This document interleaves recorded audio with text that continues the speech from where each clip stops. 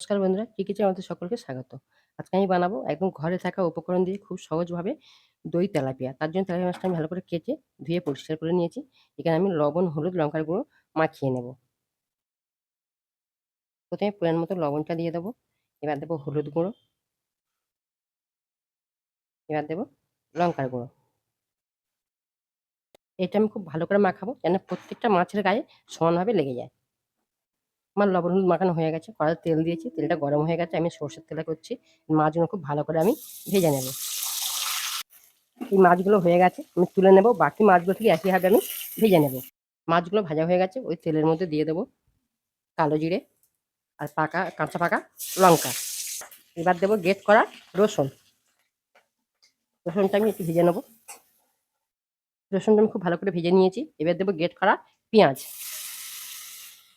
এবার দেবো গ্রেট করা আদা। আপনারা চাইলে এখানে টমেটো গ্রেট করে দিতে পারবেন। এবারে দেবো হলুদ গুঁড়ো ঝালের জন্য, লঙ্কার গুঁড়ো, পরিমাণ মতো লবণ,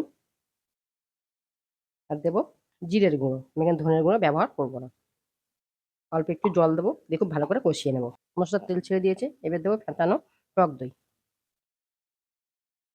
এবার দেবো পরিমাণ মতো জল। মশলা আমার তেল ছেড়ে দিয়েছে, মশলা খুব ভালো করে কষানো হয়ে গেছে। দাও।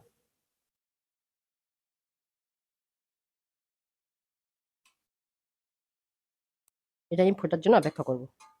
এবার দেবো অল্প একটু চিনি। এবার আমি মাছগুলো দিয়ে দেবো, দিয়ে ঢাকা দেবো। দেখুন আমার দই তেলাপিয়া রেডি হয়ে গেছে। এবার নামিয়ে নেবো, ঠান্ডা করে দেখাবো।